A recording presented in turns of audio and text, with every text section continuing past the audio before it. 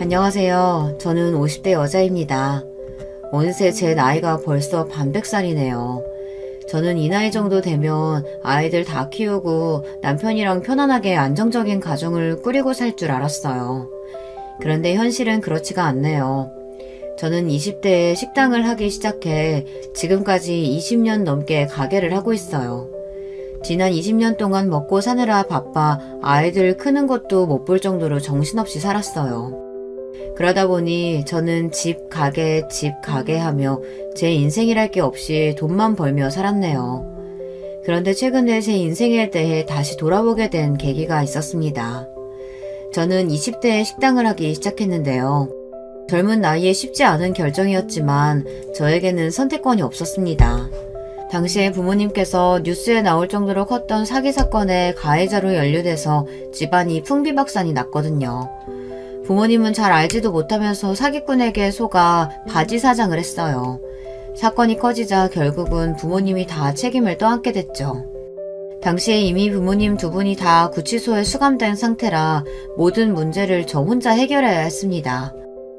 얼마 되지도 않은 집까지 팔아 어떻게든 해결해보려고 했지만 턱도 없었어요. 저는 빚쟁이들에게 쫓기다 외삼촌 집에까지 가 있었는데요. 어떻게 알고 빚쟁이들이 거기까지 몰려들었어요. 그 당시에 제 곁에 외삼촌이 없었다면 저는 지금 어떻게 됐을지 몰라요. 결국은 외삼촌의 도움을 받아 빚의 일부를 해결하기는 했지만 이미 재판에서 부모님이 형까지 받게 된 상황이라 부모님은 감옥에 다녀야 했어요. 그때만 생각하면 지금 저는 아직도 가슴이 떨려요. 세상에 혼자 남겨지게 된 것 같아 너무 무섭고 정말 죽고 싶었거든요. 여기까지 들으셔도 제가 어떻게 살았을지 대충 짐작하시겠지만 저는 썩 평범하지 않은 학창시절을 보냈습니다. 태어났을 때부터 집안 형편이 좋지 않았습니다. 저는 그런 우리 집이 너무 싫어 줄곧 방황하며 지냈어요. 남들보다 사춘기가 길게 왔는지 저는 학창시절 내내 그렇게 부모님을 싫어했어요. 성인이 되어서도 마찬가지였습니다. 돈이 없어서 가난한 건 그렇다 치더라도 저희 부모님은 부모로서 존경할 부분이 하나도 없는 분들이었어요. 부모님 두 분은 시작부터가 엉망이었어요. 둘 다 젊어서 다단계를 하다가 만났다고 하더라고요. 나중에 다단계라는 걸 알고 둘 다 빠져나와 결혼하고 저를 낳고 사셨습니다. 그런데 두 분 다 정상적인 직장 생활을 해본 적이 없다 보니 경제적으로 힘들었대요. 아버지는 도대체 뭘 하고 다녔는진 모르지만 그냥 여기저기 돈이 되는 일만 있으면 따라다니셨어요. 집에 들어오지도 않으셨고요. 어머니도 아버지와 다르지 않았습니다. 화장품, 방문 판매 같은 걸 하시면서 돈을 벌기는 했지만 저를 전혀 돌보시지 않았어요. 아침이면 달걀 딱 하나 붙여서 저에게 먹으라고 주고 알아서 학교를 가라고 하셨어요. 저는 학교가 끝나고 집에 돌아오면 항상 혼자였습니다.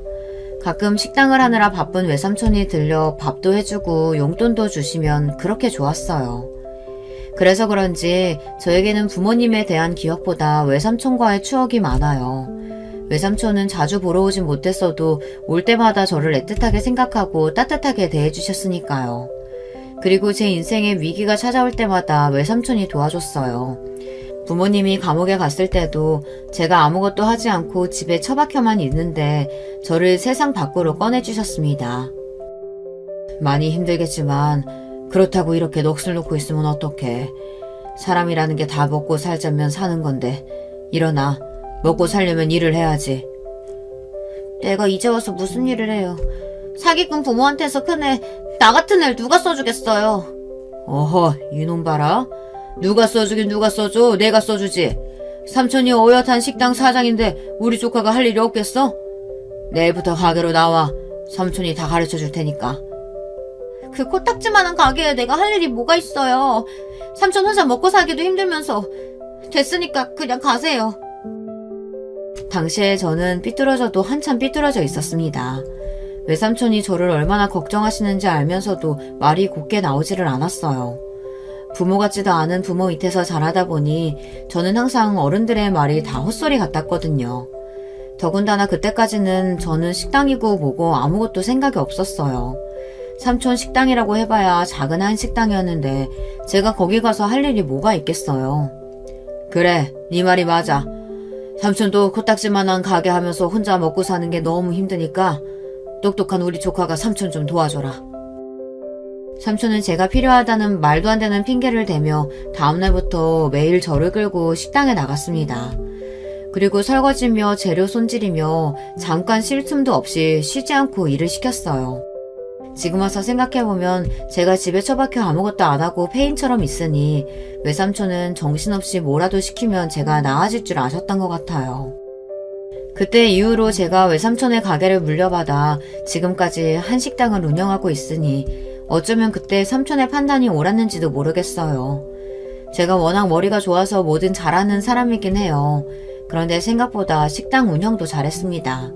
삼촌을 쫓아다니며 음식이든 가게 운영이든 닥치는 대로 배우면서 저는 삼촌을 도와 가게를 키웠습니다.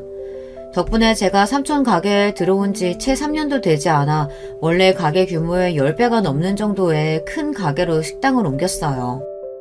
아예 저와 삼촌은 외곽에서 가게를 옮겨 고급 한정식집을 차렸습니다. 전혀 사업이든 음식이든 관심도 없었던 제가 가게가 술술 풀리니 나름 저도 재밌더군요. 물론 하루도 쉬지 못하고 정신없이 살기도 했어요. 제가 뭘 하나를 하면 아주 지독하게 파는 성격이거든요. 삼촌과 식당을 하면서 지금의 남편도 만났어요. 남편과 시댁 식구들이 식당 단골 손님이거든요. 특히나 시아버지께서 저희 가게 박대구이를 너무 좋아하셔서 한 달이면 4-5번씩 가게에 오셨어요. 심지어 남편은 평소에도 퇴근길에 가게에 자주 들러 아버지를 드리겠다고 박대구이를 포장하기도 했습니다. 그러다 보니 자연스레 남편과 가까워지며 연애도 하고 결혼까지 하게 됐습니다. 남편과 시댁 식구들은 모두 좋은 분들이에요. 저희 친정 이야기를 듣고도 편견 없이 저를 받아주셨습니다. 사실 시부모님을 뵙기 전에 긴장했거든요. 결혼이라는 게 남자 여자 둘이 좋아서 하는 거긴 하지만 양가가 다 같이 가족이 되는 일이잖아요. 평생 저도 부모님이 내 부모라는 게 창피하고 싫어서 어떻게든 도망가고 싶기만 했는데 생판 모르는 남편과 시부모님 앞에 저희 부모님을 소개한다는 게 너무도 싫었습니다.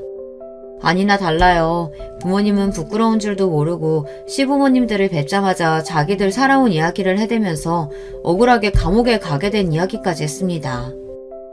아니 글쎄 사람 사는 게 이게 다 팔자대로 흘러가기만 하는 게 아니더라고요. 나도 어릴 때는 부자 부모 밑에서 공주처럼 자라서 고생이라고는 모르고 살았는데 하필이면 남편이라는 인간을 어디서 이런 개뼈다구 같은 사람을 만나서 아휴 내 인생까지 싸잡아서 같이 꼬이는 거 순식간이더라고요. 어머니는 도대체 뭐가 재밌는지 푼수처럼 웃어대며 시부모님 앞에서 아버지 욕까지 해댔어요. 거기서 끝이 아니었습니다. 어머니의 말을 듣고 가만히 계실 아버지가 아니었어요. 이 옆에 내가 말하는 꼬락손이 봐. 나도 너 같은 여자 안 만났으면 지금 이 모양 이 꼴로 살지는 않았어. 저희 친정 부모님은 감옥에 다녀오고 나서도 정신을 못 차렸어요. 오히려 자신들이 억울하게 누명을 쓰고 감옥에 다녀왔다는 사실에 분노하며 그전보다 더 엉망으로 살았습니다.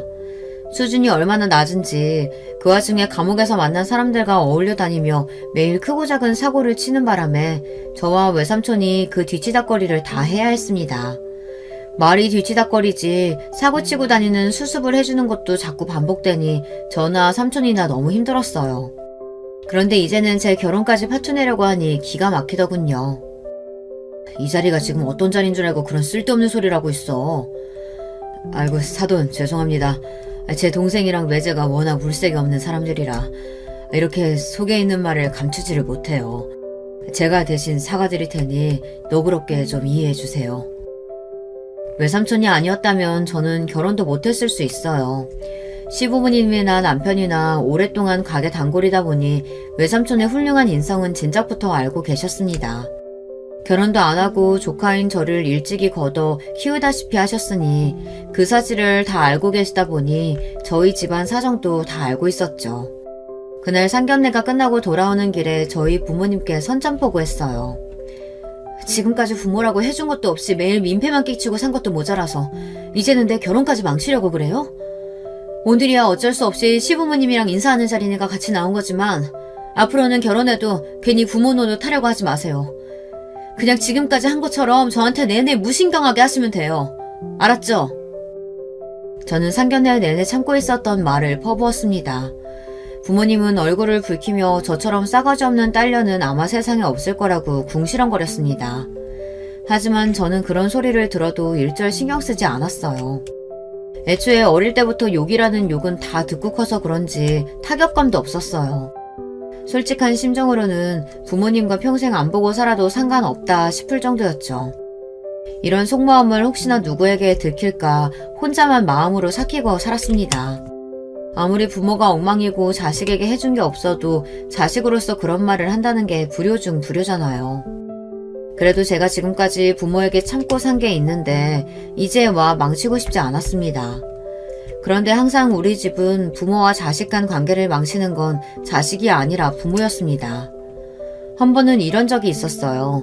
결혼하고 얼마 뒤 갑자기 연락도 없이 부모님이 우르르 사람들을 데리고 식당에 온 적이 있습니다. 저는 부모님의 등장에 이미 심기가 뒤틀려서 상종하고 싶지도 않았습니다. 그런데 착한 삼촌은 어느새 부모님에게 가서 웬일이냐고 안부를 묻고 부모님이 데려온 손님들에게 인사까지 하고 있더라고요. 저는 답답했지만 끼고 싶지 않아 멀리서 부모님을 지켜보기만 했습니다. 그런데 역시나 사람은 변하지를 않습니다. 데리고 온 사람들도 다들 뭐라는 사람들인지 하나같이 사기꾼들 같았어요. 주고받는 대화들도 다들 자기 자랑하기 바쁘고 허세만 부렸어요. 거기까지도 저도 그러려니 했습니다. 어릴 때부터 항상 봐왔던 광경이니까요. 그런데 문제는 부모님이고 같이 온 일행들이고 하나같이 다 저희 가게 직원들에게 무례하게 굴었다는 겁니다. 반말하는 건 기본이었고 서빙이 늦었다면서 자꾸만 험상궂은 얼굴로 소리를 질렀어요. 심지어 몇몇은 술에 취해 행패까지 부렸습니다. 저는 도저히 참을 수가 없어 부모님께 다가갔어요. 다 드셨으면 행패 그만 부리시고 사람들 데리고 이제 그만 돌아가세요. 저 나름대로 최대한 정중하게 말한 거예요. 생각 같아서는 경찰을 불러서 다 식당 밖으로 끌어내고 싶었습니다. 그런데 그 순간 부모님 두 분 다 표정이 싸하게 굳더군요. 그러더니 한다는 말이 가관이었습니다. 얼씨구, 이게 기껏 먹이고 재우고 다 키워놨더니만 혼자서 큰 줄 알고 싸가지 없이 구는 꼴 좀 봐. 당신은 도대체 자식 새끼를 어떻게 키웠으면 딸년이 저 모양 저 꼴이야? 자식 새끼라고 내가 혼자 낳았어? 같이 낳았으면 엄연히 당신 책임도 있는 거지. 왜 나한테 지랄이야? 부모님은 또 시작이었습니다. 손님들이 가득한 식당 안에서 저에게 소리를 질렀어요. 무식하면 눈치라도 있던지 눈치가 없다면 목소리라도 작던지 문제는 한두 가지가 아니었어요. 정말 천박해서 봐줄 수가 없었습니다. 어머니가 아버지고 둘 다 언제 나를 키워줬다고 그래요? 나 혼자 컸거든요? 혼자 이렇게 알아서 잘 큰 거니까 쓸데없는 소리 하지 말고 계산이나 하고 나가요. 저는 할 수만 있다면 부모고 뭐고 다 쫓아내고 싶었습니다. 하지만 어쩌겠어요. 보는 눈도 많으니 저도 지식인답게 굴어야죠. 그런데 부모님은 애초에 말이 통하는 분들이 아니었어요. 술도 한잔 했겠다. 이미 소리도 지를 만큼 질렀겠다. 부모님은 애초에 돈을 낼 생각이 없었죠. 저도 평소 같았으면 돈 안 받았을 거예요. 그냥 한시라도 빨리 다 나가기를 바랬을 테니까요. 그런데 그날은 유독 부모님의 행동에 화가 났습니다. 간신히 붙잡고 있던 이성의 끈이 끊어지고 말았어요. 어머, 이년 이거 말하는 것 좀 봐? 너 부모한테 지금 부모한테 돈을 받겠다는 거야?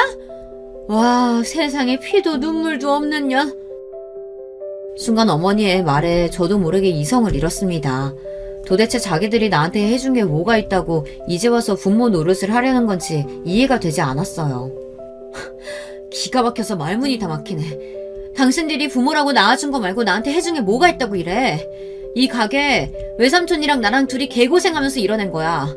당신들하고는 아무 상관없다고. 그러니까 다시는 여기 찾아올 생각도 하지 말고 내 앞에 나타나지도 말아요. 저는 어디서 그런 용기가 나왔는지 모르겠어요.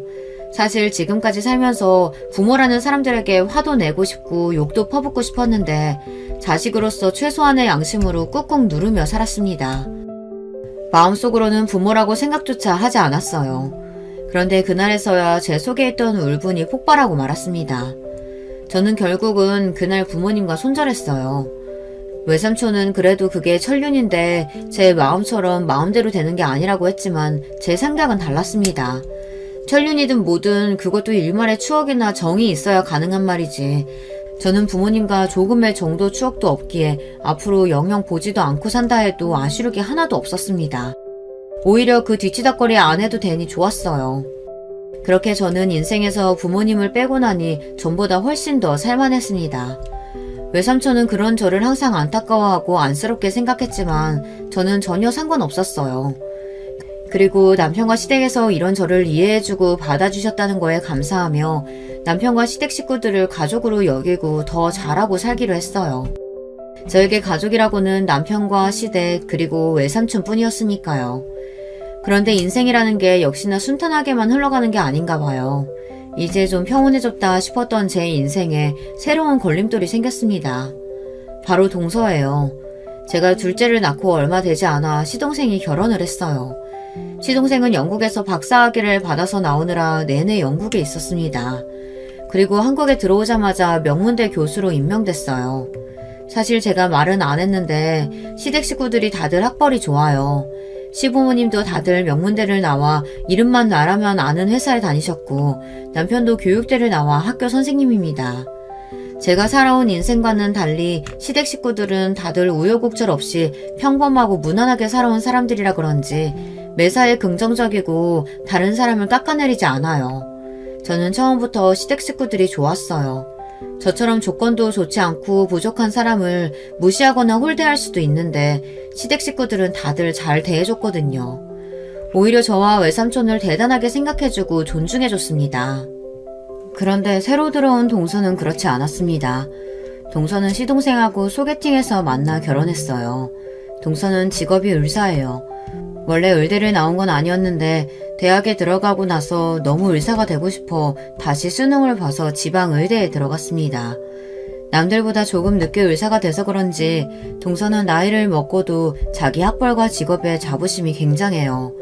제가 오랫동안 장사를 하다 보니 사람을 처음 보면 웬만하면 그 사람 성격을 알거든요. 저는 동서를 처음 만났을 때부터 좀 불편했습니다.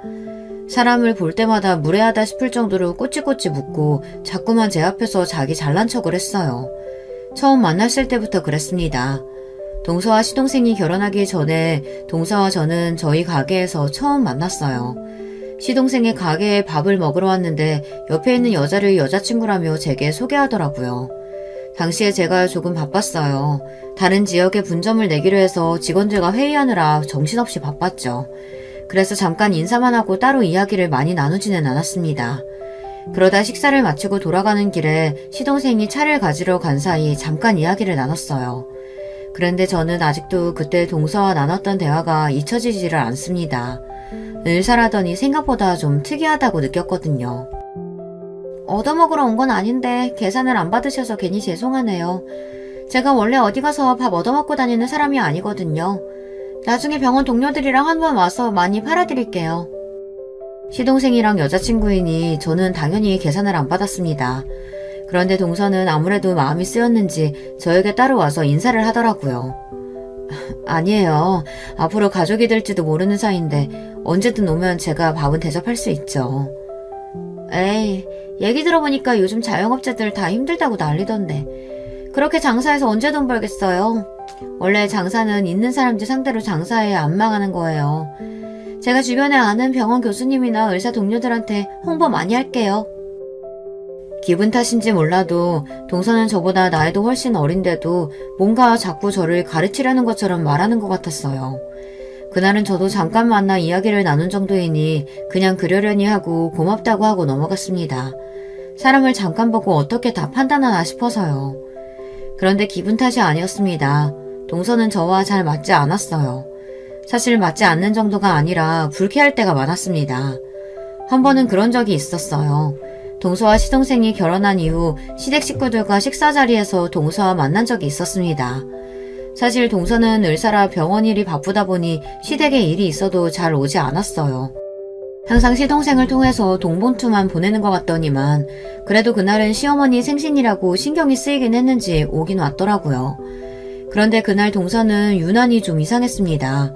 시어머니 생신이라 저는 선물로 시어머니께서 평소 갖고 싶다고 하셨던 안마 의자를 남편과 상의해서 미리 주문해 뒀습니다. 그래서 그날 마침 배달이 왔어요. 아이고, 내가 이러려고 말한 게 아닌데 괜한 소리를 해서 자식들 부담스럽게 만들었구나. 저도 시어머니께서 그 정도로 좋아하실 줄은 몰랐는데 안마의자를 보시고 너무 좋아하시더라고요. 저와 남편은 잘했다 싶어서 뿌듯해하고 있었습니다. 그런데 그 모습을 보고 동서가 약간 빈정이 상했나 봐요. 어머니께서 안마의자 이야기하셨으면 저한테도 미리 귀뜸해 주시죠. 그랬으면 저도 같이 했을 텐데. 형님 그렇게 안 봤는데 은근 여우세요. 형님 혼자 어머니 사랑 독차지하고 싶으셨어요? 동서는 실실 웃으면서 말했지만 그 말 속엔 뼈가 있는 것 같았습니다. 동서가 언제 시댁에 일 있다고 얼굴 비춘 적이 있어야 말이지. 매일 얼굴은 보지도 못하고 돈 봉투만 보내는데 내가 동서한테 상의할 시간이 어딨어. 저도 어디 가서 당하는 성격은 아니에요. 더군다나 동서처럼 평생 공부만 한 사람한테 질 이유가 없었습니다. 저는 제 할 말만 하고 자리에서 일어나 주방으로 갔습니다. 그런데 동서는 아직 말이 안 끝났는지 자꾸만 제 뒤를 졸졸 쫓아오더니만 일은 안 돕고 자꾸 쓸데없는 말만 걸었어요. 맞다 형님. 저는 몰랐었는데 형님이 하는 식당 외삼촌한테 물려받으신 거라면서요? 와 대박. 형님 그렇게 안 봤는데 금수저셨나봐요.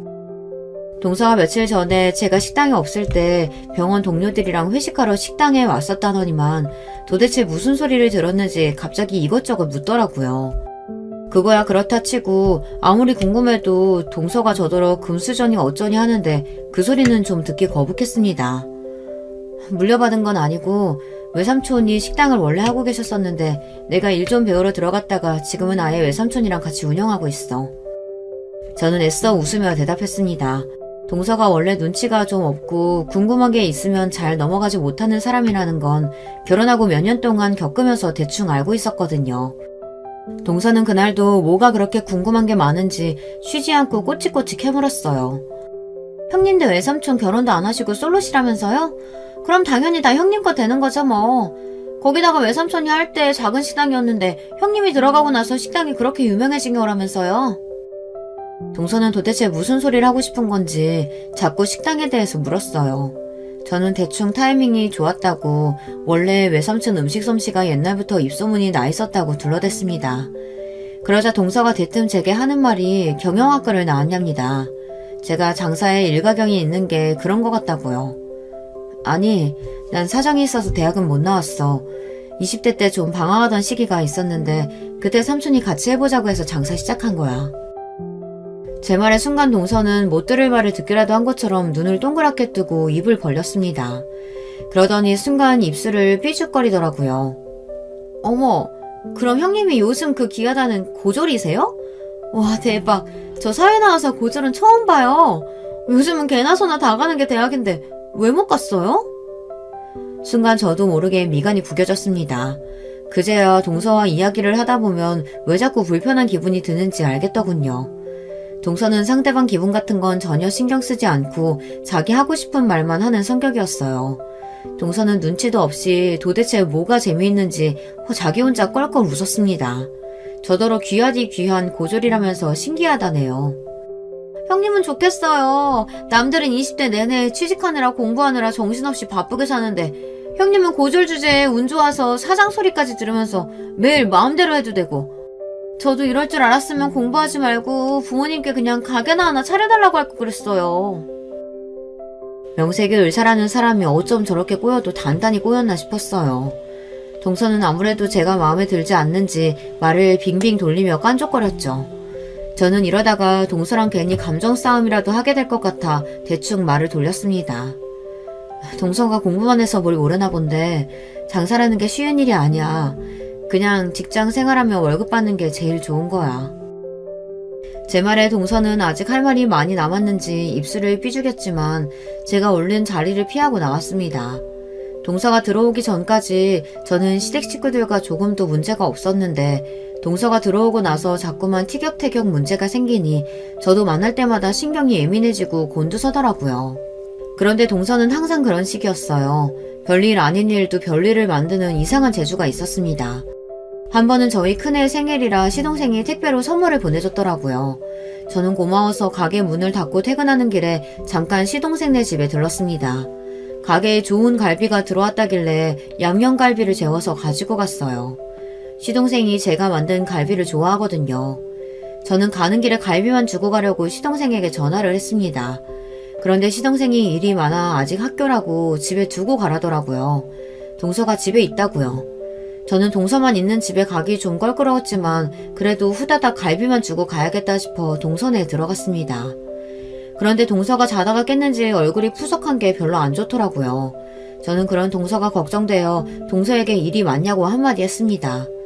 그런데 동서가 본인이 기분이 안 좋았는지 굳이 안 해도 될 말을 하더군요. 뻔히 바쁜 거 알면서 피곤해 죽겠는데 이 시간에 뭐하러 이런 건 가지고 오세요. 갈비야 먹고 싶으면 그냥 사 먹으면 되는 건데. 순간 제가 못 올 때라도 온 줄 알았습니다. 아무리 피곤하고 귀찮아도 사람이 다 생각해서 가져다 준 건데 꼭 이렇게 사람을 앞에 두고 무안하게 해야 하나 싶어서요. 동서 피곤한데 내가 괜히 귀찮게 했나 보네. 미안해. 이거 그냥 냉장고에 넣어뒀다가 내일 먹어. 나 그만 갈게. 저는 민망해서 말도 잘 나오지 않았습니다. 그래서 후다닥 동서네 집에서 나오려고 했어요. 그런데 그때 동서가 뒤에서 중얼거리는 게 들리더군요. 이래서 사람이 가정교육을 잘 받아야 하는 건데 부모가 사기꾼이니 뭘 보고 했겠어? 순간 저는 제 두 귀를 의심했습니다. 정말 동서가 제게 한 말이 맞나 싶어서요. 저는 휙 몸을 돌려 동서를 쏘아봤습니다. 동서, 지금 나더러 들으라고 한 말이야? 사기꾼이라니. 동서가 뭘 한다고 감히 나한테 마음대로 떠들어. 얼마나 화가 나는지 저도 모르게 눈물까지 눈동자에 왈칵 차올랐습니다. 제가 살면서 제일 듣기 싫었던 소리가 바로 가정교육을 못 받았다는 소리를 듣는 거예요. 어려서부터 매일 사고만 치는 부모님 아래에서 크다 보니 주변 어른들에게 별의별 소리를 다 들으며 자랐습니다. 부모가 저 모양이니 너는 정신 똑바로 차리고 살아야 한다부터 네가 잘못하면 이게 다 부모를 닮아서 그런다 소리를 듣는 거니 조심하라고들 했죠. 듣자하니 형님네 친정 부모님 사기죄로 감옥도 갔다 오셨다면서요? 아, 소름 끼쳐. 자식도 있는 분들이 도대체 어떻게 사셨으면 감옥에 가요? 동서는 자기 팔짱까지 끼고 거만하게 저를 아래로 내려다봤습니다. 순간 저는 너무 기분이 상해서 하마터면 동서 머리끄댕이로도 잡을 뻔했어요. 저는 애써 이성을 붙들고 크게 한숨을 내쉬었습니다. 동서, 내가 정말 마지막으로 경고하는 건데 그 입 좀 조심해. 한 번만 더 내 앞에서 선 넘었다간 절대 그냥 안 넘어가. 알았어? 저는 동서고 뭐고 다 뒤집어버리고 싶었지만 간신히 참았습니다. 그리고 그날 집에 돌아오면서 혼자 얼마나 울었는지 몰라요. 다른 사람도 아니고 동서에게 그런 모욕적인 소리를 들었으니 너무 수치스럽고 속상했습니다. 그리고 한 가지 깨달았어요. 동서와 저는 아무리 노력해도 절대 가까워질 수 없는 관계라는 걸요. 그로부터 얼마 뒤 어느 날이었습니다. 제가 식당에서 바쁘게 마감을 하고 있는데 늦은 시간에 동서가 식당에 왔어요. 그것도 병원 동료들을 잔뜩 데리고 왔더라고요. 그런데 동서와 일행들에게 술 냄새가 지독하게 났습니다. 알고 보니 이미 회식을 하고 술에 잔뜩 취한 상태더라고요. 형님, 제가 오늘 병원 식구들이랑 회식했는데 너무 기분 좋게 마셔서 2차는 제가 쏘겠다고 일부러 멀리까지 다들 데리고 왔어요. 자, 잘했죠? 동서는 지난번 일은 까마득하게 잊었는지 저에게 친한 척 제 팔짱까지 끼며 애교를 부렸습니다. 저는 동서에게 아직 감정이 많이 남아있는 상태였지만 애써 표정 관리를 했어요. 주변에 동서 병원 동료들도 있는데 쪼잔하게 티내고 싶지 않아서요. 동서, 연락을 좀 먼저 해주지 그랬어. 멀리서 와줬는데 어쩌지? 우리 마감시간 다 돼서 직원들 퇴근해야 하는데 안 되겠다. 이 근처에 나랑 친한 사장님네 치킨집 있으니까 내가 그쪽으로 안내할게. 동서 나름대로는 우리 가게에 와서 좀 팔아주고 싶은 마음에 멀리서 온 거겠지만 저도 곤란하기는 마찬가지였어요. 이미 식당 마감 시간도 지났고 직원들도 하나둘 옷까지 갈아입고 나오는 중이었거든요. 저는 애써 동서를 다독이며 근처 치킨집에 가자고 했습니다. 제가 쏘겠다고요. 그런데 그때였어요. 동서가 술에 취해도 많이 취했는지 말도 안 되는 억지를 부렸습니다. 에이 형님, 우리가 강남에서 이 깡시골까지 힘들게 택시 타고 왔는데 지금 설마 문전박대 하시는 거예요? 동서, 연락도 안 하고 와놓고 문전박대는 무슨 문전박대야. 동서는 뜬금없이 이상한 방향으로 몰고 갔습니다. 거기다가 고작 서울에서 조금 벗어난 경기도에 있는 우리 식당을 가지고 깡시골이라고 하면서요. 저는 기분이 당연히 상했지만 술 취한 사람이랑 말해봐야 뭘 하나 싶어 대충 웃어 넘겼어요. 아, 그럼 빨리 들어가서 우리 마시는 거 해주세요. 내가 우리 병원 의사들 다 데리고 여기까지 왔는데 형님이 자꾸 이러시면 내가 너무 쪽팔리잖아요. 동서는 몸까지 비틀거리며 고래고래 소리를 질렀습니다. 저는 아무래도 이대로는 안 돌아갈 것 같아 대충 알겠다고 하고 자리에 앉으라고 했어요. 제가 안주거리를 좀 챙겨오겠다고요. 그리고는 직원들에게는 얼른 퇴근하라고 했습니다. 그런데 그때였어요. 제가 그렇게 동서에게 경고했는데도 동서는 정신을 못 차렸습니다. 동서가 아주 신이 났는지 자기 동료들도 있고 우리 가게 직원들도 있는 앞에서 선을 넘어도 세게 넘더라고요. 역시 우리 형님 최고. 자, 여러분 모두 우리 형님한테 인사해. 근데 우리 형님 고졸이다? 다들 고졸 본 지 오래됐지? 나 사회 나와서 고졸 처음 본다니까? 너무 신기해. 순간 식당 안에는 정막이 흘렀습니다. 저도 저지만 동서 주변에 있던 동료들까지 당황한 눈치였어요. 그런데 그 순간 정적을 깨고 가게 직원들이 배까지 잡으며 깔깔 웃어댔어요.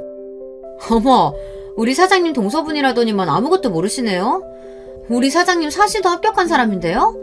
그런 대단한 사람한테 그깟 대학 안 나온 거 가지고 무슨 소리 하시는 거예요? 직원들은 동서의 말이 어이가 없다는 듯 혀까지 끌끌 찼습니다. 그러게, 우리 사장님 사시 합격하고 연수원을 못 들어가서 그렇지 사시 합격할 때 차서까지 한 사람이라고 왕 사장님이 아주 입이 마르게 자랑하셨잖아요. 그래, 그래서 우리 아버지 사기당할 뻔할 때도 사장님이 도와주셨잖아. 아는 변호사도 소개해주고. 아휴, 다들 퇴근이나 하라니까 뭘 다 지난 이야기들을 하고 그래. 얼른들 가요. 저는 괜히 민망해서 직원들에게 그만하고 돌아가라고 했습니다. 그런데 사실 저도 놀랐어요. 나이가 들어서 저도 까마득하게 잊고 있었는데 맞아요. 제게 그런 일이 있기는 했습니다. 제가 사법고시를 본 것도 모자라 합격까지 했었어요. 그것도 전체 차석으로 말이죠. 저도 그때 기억이 까마득한 게 벌써 20년도 넘은 일이네요. 아니 형님, 이게 다 무슨 소리예요? 아휴, 너무 놀라서 술이 다 깨네. 동서는 이게 다 무슨 소리냐면서 눈을 동그랗게 떴습니다. 그러더니 술이 다 깼는지 제게 바짝 다가왔어요. 어머, 동서는 몰랐구나. 내가 고졸인 건 맞는데 사실 사시 출신이야. 차석한 것도 사실이고. 저는 최대한 가슴을 펴고 당당하게 말했습니다. 이런 기분을 느껴보는 것도 얼마만인지 모르겠어요. 사실 사법고시 합격했다고 해도 제가 지금 당장 변호사도 검사도 아닌데 괜히 우쭐거리며 말할 일이 아니라고 생각하다 보니 지금까지 사람들 앞에서 제가 사법고시 합격했다는 말을 내세워본 적이 없었어요. 하지만 외삼촌은 그런 저를 언제나 자랑스럽게 여기셔서 보는 사람마다 자랑하고 다녔습니다. 얘가 사법고시 차서까지 하는데 내가 사정사정해서 나랑 가게 일 도와주는 거라니까. 내가 우리 조카한테는 진 빚이 많아서 해달라는 건 뭐든 다 해줄 수 있어. 머리 좀 믿고 대학도 안 나와서 사법고시 좀 본 게 뭐가 그렇게 대단한 일이라고 외삼촌은 저를 대단하게 여기셨어요. 혹여나 부모님 때문에 제가 어디 가서 사람들에게 무시라도 당할까 어디를 가나 저를 추켜 세웠습니다. 누가 봐도 제가 외삼촌에게 받은 도움이 더 많은데도 항상 저에게 빚이 있다고 고맙다고 하셨어요. 외삼촌이 제 곁에 없었던 지난날을 생각하면 저는 끔찍하기만 해요. 저는 어릴 때부터 찢어지게 가난한 집에서 자랐습니다. 요즘 사람들이 보면 서울에 이런 집이 있다고 라고 할 정도로 말도 안 되는 낡은 집에 살았어요. 더군다나 부모님 사이가 좋지 않아 매일 얼굴만 마주치면 두 분은 싸우셨습니다. 싸우는 이유는 항상 똑같았어요. 그놈의 돈 때문이었습니다. 부모님은 싸우다가 결국은 항상 최악으로 갔어요. 눈에 보이는 물건을 바닥으로 내던진 아버지는 혼자 분에 못 이겨서 집을 나가셨습니다. 그러고 나면 어머니는 저는 신경도 안 쓰고 혼자 술을 마시며 울기만 하셨습니다. 어린 나이에 그 모습이 싫어 저는 항상 혼자 방에 들어가 책상에 앉아 공부만 했습니다. 공부하면서도 머릿속은 온통 부모님 원망으로만 가득했어요. 돈 가지고 아버지 바가지 긁는 어머니도 싫었고 어머니의 울부짖음에 책임감 없이 집을 나가버리는 아버지도 싫었습니다. 저는 절대 부모님처럼 살고 싶지는 않았어요. 가난한 집안에서 태어난 저에게 부모님처럼 살지 않을 방법은 공부밖에 없었습니다. 공부 열심히 해서 하루라도 빨리 성공해 이 집을 탈출하고 싶었어요. 그런데 그것도 제 마음처럼 쉽지 않았습니다. 가난이라는 건 의지만 있다고 해서 쉽게 벗어날 수 없는 거더군요. 뾰족한 수가 없으면 벗어나기 힘들었어요.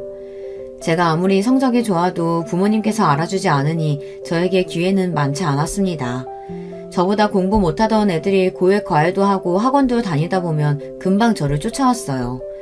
저는 부모에게 뒷받침받는 애들에게 뒤처지지 않기 위해 혼자서 부단히도 노력했습니다. 열심히 한 덕분에 선생님들의 관심을 받아 대회 추천도 많이 받았어요. 그런데 그러면 뭘 하겠어요. 부모님께서 전혀 제 학교 생활에 관심이 없으신걸요. 한 번은 그런 적이 있었어요. 담임 선생님이 수학 경시대회에 나가보라고 추천서를 써주셨습니다. 그런데 대회에 나가려면 부모님의 도움이 필요했어요. 다른 지역에서 하는 대회라 부모님이 데리고 가줘야 하기도 했고 참가비도 조금 있었습니다. 그런데 저희 부모님은 그마저도 아깝다고 경시대회에 나가지 말라고 했어요.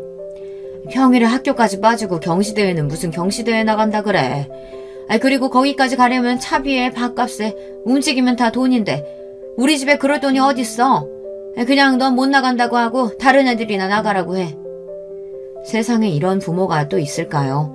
남들은 나가고 싶어도 못 나가는 대회를 담임 추천서까지 받아서 나갈 수 있는데도 그까지 비용이 아까워서 저희 부모님은 나가지 말라네요. 저는 그때 태어나 처음으로 가장 큰 절망감을 느꼈던 것 같아요. 어린 마음에 내가 아무리 노력해도 열심히 해도 소용없구나 싶었죠. 그런데 그때 마침 집에 놀러와 있던 외삼촌이 저와 어머니가 하는 대화를 듣고 어이가 없다는 듯 어머니를 나무라셨어요. 야, 너 지금 그게 무슨 소리야? 애가 공부를 얼마나 잘하면 학교에서 선생님이 추천서까지 써줬는데 그 대회를 안 나간다는 게 말이 돼? 지영아, 삼촌이 비용 줄 테니까 무조건 나가. 무조건.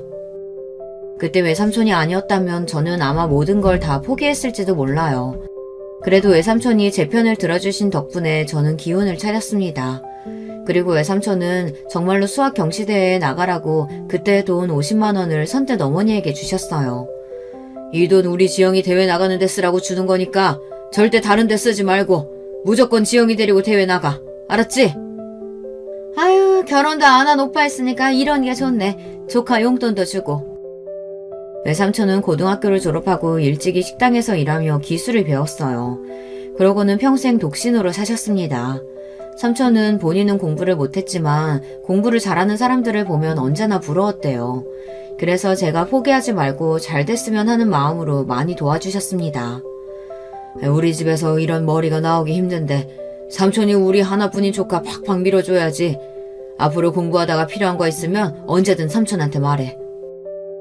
그전까지 외삼촌은 장남이 장가를 안 갔다는 이유만으로 집에서 골칫덩이 취급을 받았었는데 저에게는 달랐습니다. 그 순간 저에게는 영웅이나 다름없었어요. 외삼촌은 그때부터 저의 영원한 지원자가 되어주셨습니다. 사실 저는 대학에도 합격했었어요. 법대는 아니었지만 성균관대에 합격이 된 상태였어요.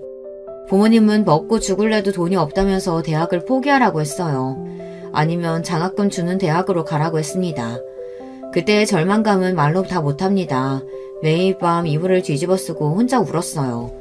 남들은 가고 싶어도 못 가는 대학에 떡하니 붙었는데도 저희 부모님은 아무도 기뻐해주지 않으셨으니까요.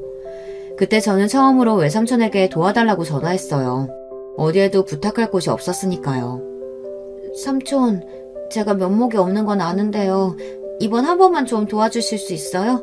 저 대학 등록금 한 번만 내주세요. 제가 다음 학기부터는 무슨 수를 써서든 제가 알아서 할게요. 제 부탁에 외삼촌은 적잖이 놀란 듯 보였지만 그래도 어떻게든 도와주고 싶다고 하셨어요. 삼촌이 지금 당장은 그런 큰 돈은 없는데 며칠 내로 주변에서 금방 구해보마. 그러니까 절대 걱정하지 말고 기다리고 있어. 저는 몇 날 며칠 고민 끝에 외삼촌에게 힘들게 말한 거였어요. 그런데 저는 말을 해놓고도 내가 괜히 말을 했나 싶어 외삼촌에게 죄송했습니다. 결혼도 안 하고 혼자 식당하면서 사는 삼촌 사정 뻔히 다 아는데 제가 괜히 삼촌에게 부담을 주고 힘들게 한 것 같아서요. 며칠 뒤 말도 안 되는 일이 벌어지고 말았습니다. 등록금 낼 기간이 다 끝나가는데 외삼촌에게 연락이 없었어요. 저는 아무래도 삼촌도 돈을 구하지 못했나 싶어 대학을 포기하려던 참이었습니다. 서운하지도 않았어요. 사실 저를 낳아준 부모도 외면하는 일을 삼촌이 해준다는 게 말이 되지 않았으니까요. 그런데 등록금 납부일 마지막 날 저녁에 외삼촌에게 연락이 왔습니다. 대학 등록금 냈냐고요. 저는 돈이 없는데 어떻게 등록금을 내냐고 그냥 포기했다고 했습니다. 제 주제에 대학을 가봐야 뭐 하겠냐고요. 그러자 외삼촌께서 버럭 소리를 지르며 그게 도대체 무슨 소리를 하는 거냐고 오히려 화를 냈습니다. 내가 오늘 아침에 너희 엄마한테 돈 보냈는데 무슨 소리야? 너희 엄마 등록금 안 냈대? 그랬습니다. 외삼촌은 힘들게 여기저기 발품을 팔고 돌아다니며 제 등록금을 간신히 구해 당일 아침에 어머니께 연락했답니다. 등록금은 학생 보호자가 납부해야 하니까요.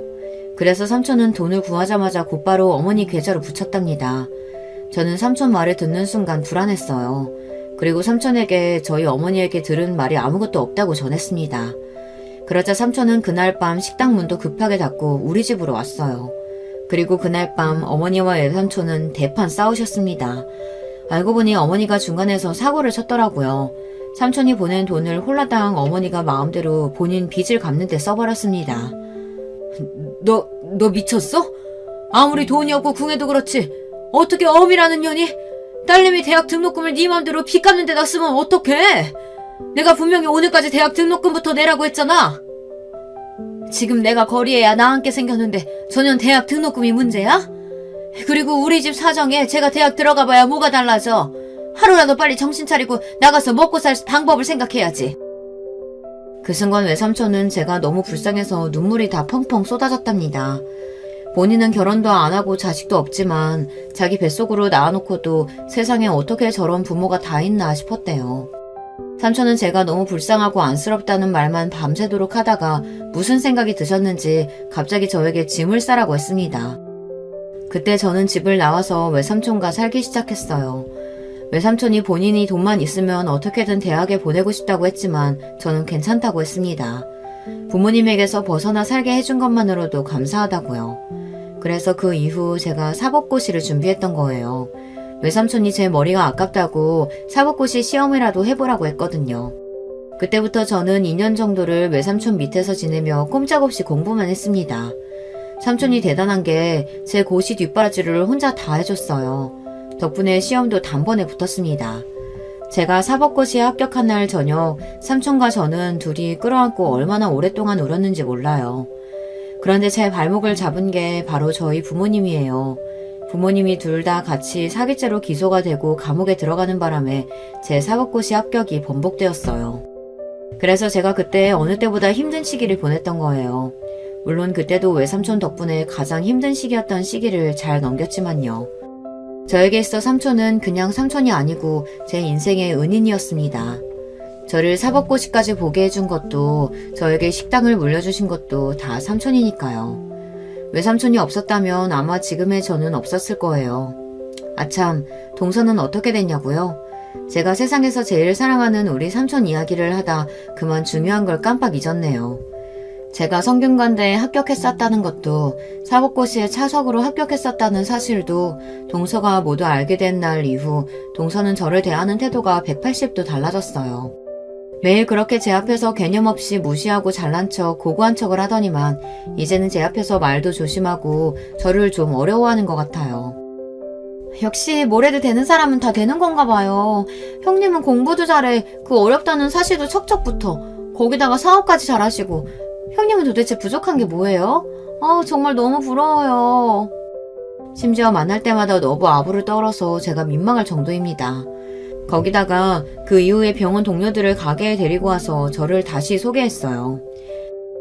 다들 인사해요. 여기 우리 형님인데 사법고시 차석 출신에다가 식당을 2개나 운영 중이신 대단하신 분이에요. 아, 거기다가 최근엔 세무사까지 되셨다니까요? 우리 형님 너무 멋지죠? 동서 때문에 마음 상했던 시간도 있었지만 저는 이제 마냥 동서가 귀여워요. 사실 동서도 동서지만 그로 인해 저도 많이 달라졌거든요. 사실 그날 직원들이 말할 때까지 제가 사시에 합격했었던 그 행복한 시간을 까마득하게 잊고 살고 있었어요. 사는 게 너무 바빠서요. 그 순간에서야 제가 너무 가족만 생각하고 사느라 나의 꿈이며 인생은 뒷전으로 생각하고 산 것 같아 저도 후회가 많이 됐습니다. 덕분에 그날 이후 저는 마음속으로만 꽁꽁 숨겨두었던 새로운 도전을 시작했어요. 사실 식당 일이야 제 의지와 상관없이 돈만 생각하고 시작한 일이었어요. 저는 어려서부터 공부를 잘했기에 머리를 쓰면서 하는 일을 하고 싶었습니다. 하루 종일 책상에 앉아 서류를 보며 일하는 사무직이 멋져 보였어요. 저는 그 어떤 것보다 공부하는 게 적성에 가장 잘 맞았거든요. 그때의 추억을 더듬어 저는 식당을 남편에게 맡기고 제 2의 인생을 살아보기로 했습니다. 저는 세무사 시험에 도전해 얼마 전에 최종 합격했어요. 혹시나 안 될까봐 가족들한테도 말도 안 하고 준비했었는데 단번에 붙어서 다행이었습니다. 사실 다행인 정도가 아니라 날아갈 듯이 기뻤습니다. 이 나이에 뭔가 도전해서 이뤄냈다는 게 스스로 너무 뜻깊었어요. 저는 최근 동네 세무사 사무실에 취업해서 일을 배우고 있습니다. 평생 장사만 하던 제 인생의 첫 직장이었어요. 나이도 있고 사회 경험도 많지 않으니 분명 힘들고 지칠 때가 있겠지만 그래도 늦지 않게 해보고 싶었던 일에 도전할 수 있어서 너무 뜻깊고 좋아요. 요즘처럼 아침에 일어나는 게 기대되고 즐겁기는 살면서 처음입니다. 어쩌면 이게 다 동서 덕분인지 모르겠어요. 동서가 매번 저를 무시한 덕분에 저도 새로운 자극을 받았으니까요. 저는 현재 어느 때보다 가장 행복합니다. 이런 저의 새로운 인생 2막 응원하는 글 댓글로 남겨주시면 읽어보고 기운내서 더 열심히 해볼게요. 여러분들께서도 하고 싶은 게 있으시다면 나이 좀 들었다고 주저하지 마시고 저처럼 한 번 더 도전해보시길 바랄게요. 지금까지 저의 인생 이야기 들어주셔서 감사합니다. 여러분의 가정도 항상 편안하시길 바랄게요. 여러분, 두 번째 사연 시작하기 전에 좋아요, 구독 꼭 눌러주실 거죠? 그럼 두 번째 사연 바로 시작합니다. 여러분, 여러분에게 가장 소중한 인간관계는 무엇인가요? 제게 가장 소중한 인간관계는 바로 가족이었습니다. 가족이야말로 가장 소중하고 믿을 수 있다고 생각했죠. 하지만 지금은 모든 관계를 다 정리하고 혼자 살고 있습니다. 이야기를 시작하려고 하니 어디서부터 시작해야 할지 막막하지만 하나씩 풀어내보겠습니다. 남들은 한창 인생을 즐길 나이라는 20대에 저는 회사에 입사해 일에 인생을 다 걸고 살았습니다. 그 이유는 바로 집안의 빚 때문이었죠. 저는 열심히 일해서 돈을 많이 벌어 얼른 빚을 다 갚고 싶었기에 쉬는 날 없이 일에 매진했습니다. 그렇게 10년 넘게 일했나요? 앞만 보며 달리니 어느새 빚도 다 갚았고 남들이 부러워하는 위치까지 올라갈 수 있었습니다. 그런데도 20대처럼 일하는 절 보던 주변 친구들은 이제 일은 적당히 하고 좀 즐기면서 살라고 말하더군요. 너 일 열심히 하는 건 좋은데 이젠 즐기면서 살 때도 되지 않았어? 그렇게 일만 하다간 너 나중에 놀고 싶어도 못 논다. 그때 저는 친구들의 이야기를 듣고 많은 생각이 들었습니다. 이제는 빚도 없고 친구들 말처럼 즐길 때가 되지 않았나 싶었죠. 저는 얼마간 고민하다가 더 늦기 전에 좋은 인연을 찾아보기로 마음먹었습니다. 제 나이 30대쯤 이 나이에 인연 만들기에는 동호회만 한 게 없다는 말을 듣고 저는 들어갈 만한 동호회를 쭉 찾아봤습니다. 그리고 제 맘에 쏙 들고 가장 호평인 배드민턴 동호회에 들어가게 됐죠. 그리고 전 거기서 이제는 전 남편이 된 남편을 처음으로 만났습니다. 남편의 외모는 좋게 말하면 맵시 좋고 깔끔한 인상이었고 나쁘게 말하면 기생오라비 같은 얼굴이었어요. 하지만 성격은 얼굴이랑 다르게 남자답고 화통했어요. 덕분에 동호회에서 남편의 인지도는 꽤 높은 편이었죠. 그 때문인지 동호회의 여성 회원들도 남편에게 호감을 표시하는 일이 비일비재했습니다. 게다가 남편의 얘기를 듣다 보니 동호회 밖의 인간관계도 괜찮고 자기 일도 열심히 하는 것 같더라고요. 저는 동호회 안팎으로 인기가 좋고 운동신경도 좋은 남편의 모습들에 자꾸 눈길이 갔습니다. 그래서 남편이 다른 사람들의 대시를 받고 있다는 걸 알고 있었음에도 제가 먼저 몇 번이나 남편에게 직진으로 다가갔죠. 저와 남편은 나이도 동갑이었고 저도 어디서 호감형이란 말을 많이 들어 조금이나마 자신이 있었습니다만 역시나 인기가 많은 남편은 제게 별로 관심이 없더라고요. 그래서 이 사람은 나한테 아예 관심이 없는 거구나 싶어서 남편을 향한 관심을 접으려고 했습니다. 그런데 웬걸 제가 남편에게 관심을 끊자 그때부터 되려 남편이 제게 저돌적으로 다가오는 거 아니겠어요? 동호회에서 다른 남자 회원들이 아직 초보인 저를 도와주기 위해 손을 내밀면 냉큼 다가와 자신이 대신해주겠다면서 호들갑을 떠는 거예요. 그 모습을 보고 있자니 웃기기도 하고 아니면 남의 연애를 회방을 놓으려는 심보인가 싶어 몇 번 이리 흥 저리 흥 하다가 어느 날 여느 때와 다름없이 절 도와주려 다가온 남편에게 물어봤습니다. 동석 씨, 저한테 관심 없지 않았어요? 근데 왜 자꾸 저 도와줘요? 맞아요. 저 채희 씨 딱히 좋아하지 않아요. 그런데 채희 씨 손을 다른 남자가 잡는 걸 보면 참을 수가 없어서 자꾸 돕게 되네요. 잡아둔 물고기가 빠져나가려고 하니까 급해진 게 아니고요. 듣고 보니 괘씸한 심보다 싶어 던진 농담에 남편 얼굴이 어찌나 빨개지던지요. 남편은 새빨갛게 붉어진 얼굴로 그런 게 아니라고 하더라고요. 아니긴 뭐가 아니냐고 티격태격하다가 남편 쪽에서 먼저 사실 절 좋아한다고 고백하더군요. 처음에 제가 먼저 대시했을 때 그렇게 다 거절해놓고 괘씸하긴 했는데 저도 좋아하는 마음이 있어서 그랬는지 그게 딱히 밉게 느껴지진 않더라고요. 그날의 대화를 계기로 저는 남편과 쭉 사귀게 됐습니다. 그러다 마음도 맞고 나이도 맞으니 자연스럽게 결혼까지 하게 됐죠. 결혼식을 올리고 난 뒤 저는 더는 동호회에 나가지 않았습니다. 애초에 사람도 만나고 인생을 한번 즐기며 살아볼까 싶어서 나간 동호회라서 남편을 만나니 자연스레 관심이 떨어지더군요. 남편은 아쉬워하는 눈치였지만 혼자서라도 꾸준히 동호회를 나갔습니다.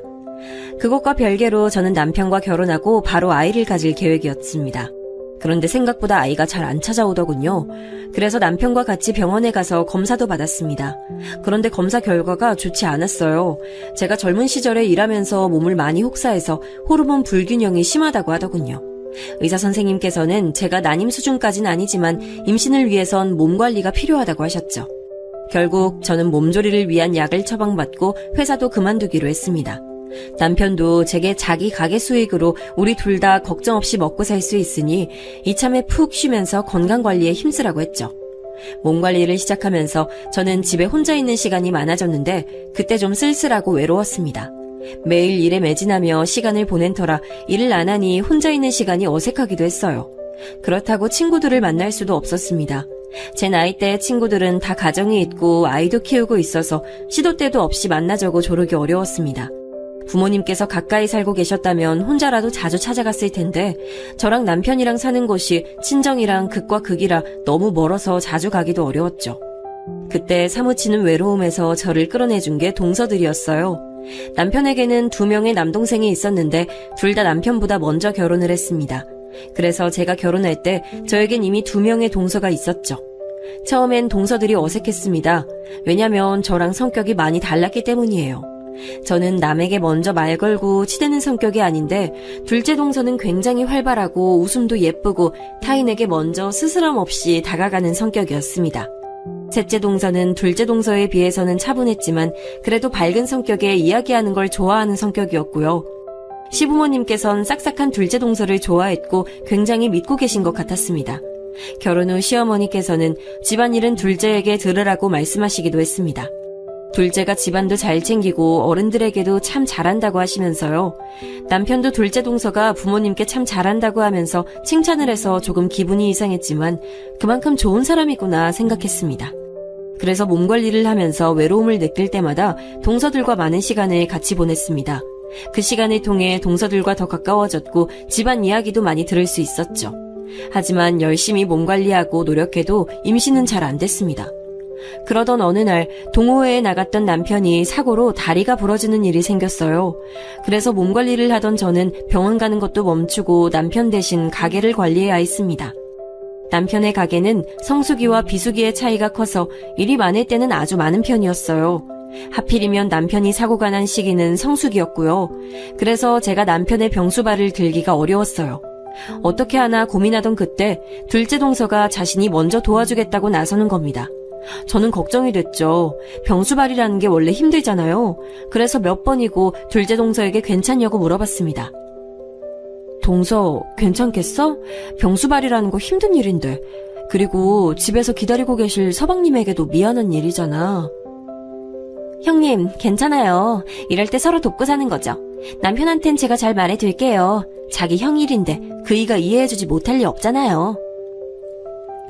싹싹하게 대답하는 둘째 동서가 전 참 고맙더라고요. 둘째 동서는 제가 가게에 나가 있으면 하루 한 번 정도 와서 집안 청소도 해주고 반찬도 만들어 놓고 남편을 챙겨줬습니다. 가게가 바쁜 시기라 육체적으로 굉장히 고단한 시기였는데 그래도 동서가 집안일을 도와준 덕분에 잘 버틸 수 있었던 것 같아요. 그때는 앞으로 일어날 일도 모른 채 둘째 동서한테 정말 고마워하고 그랬습니다. 그 시기에 동서는 때때로 제가 퇴근할 때까지 집에서 기다리곤 했습니다. 그럼 전 퇴근하면서 야식 하나 포장해 와서 풀어놓고 남편과 동서랑 같이 맥주 한 잔씩 하면서 이야기를 하곤 했어요. 그러면 하루의 피로가 싹 풀리면서 행복이 밀려오는 걸 느낄 수 있었어요. 저는 평생 이런 행복이 쭉 이어질 줄 알았습니다. 그러던 어느 날 생각지도 못한 불행한 일이 생겼습니다. 셋째 서방님께서 갑작스럽게 돌아가신 겁니다. 병명은 급성 심근경색이었어요. 평소 살집은 조금 있었지만 뼈도 굵고 근육도 잘 잡혀 보였던 건강한 서방님이라 어떻게 하루아침에 이런 일이 생길 수 있는지 믿기지 않았습니다. 셋째 동서가 해준 말로는 서방님께서 몇 날 며칠 야근을 하다가 돌아온 날 너무 피곤하다고 말하고 자리에 누웠을 뿐인데 다음날 아무리 깨워도 일어나지 않아 서방님이 세상을 떠난 걸 알게 됐다고 하더라고요. 사인을 판단해준 의사의 말로는 과로에서 심장에 무리가 간 거라고 하던데 어찌나 무섭던지요.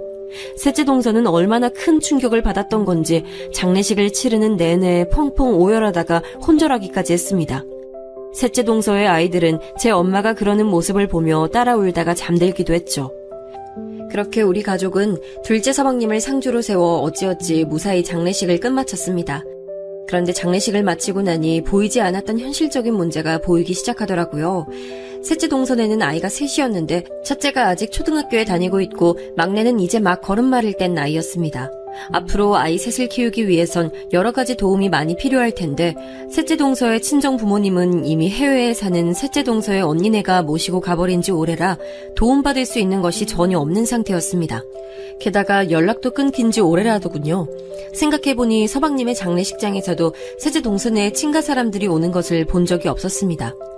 셋째 동서의 말을 들어보니 의탁할 만한 다른 친척들도 없는 가정 환경에서 아이들 학교랑 장례를 어떻게 챙겨야 할지 그리고 이제 어떻게 살아야 하는지 고민이 많아 보였습니다. 듣고 있던 제가 다 막막해질 정도였죠. 그래서 장례식을 끝마친 이후에 저는 억지로 시간을 내서라도 둘째 동서랑 같이 자주 셋째 동서를 찾아갔습니다. 그때마다 셋째 동서가 힘없이 저와 둘째 동서를 맞이해주는 걸 볼 때마다 마음이 짠해지더라고요.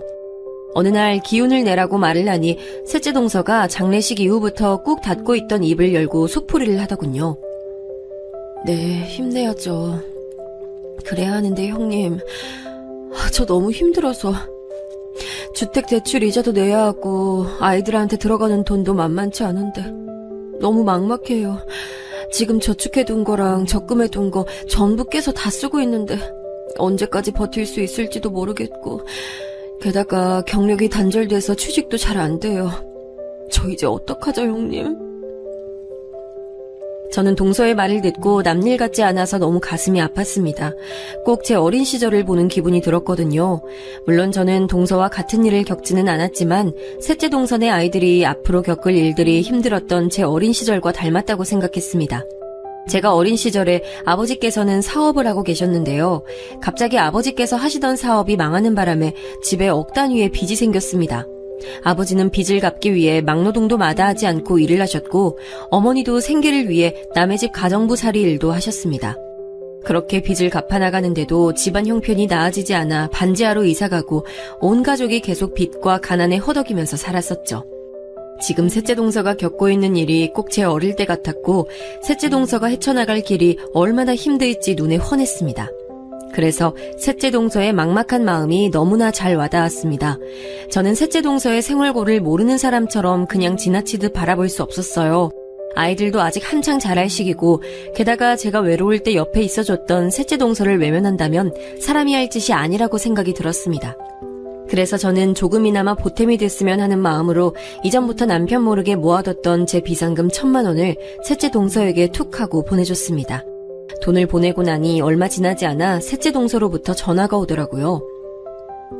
형님, 갑자기 형님 이름으로 돈이 들어와서 놀라서 전화드렸어요. 이게 웬 돈이에요? 이거 설마 저 주시는 거예요? 그동안 내가 형님이면서 챙겨준 게 별로 없는 것 같아서 부담 갖지 말고 받아줘, 동서. 그거 내 비상금이라 남편도 모르니까 혹시라도 내 남편 눈치 볼 필요 없어. 그러니까 그걸로 급한 불부터 끄고 아이들 잘 챙기고 동서 마음도 조금이나마 놓였으면 좋겠네.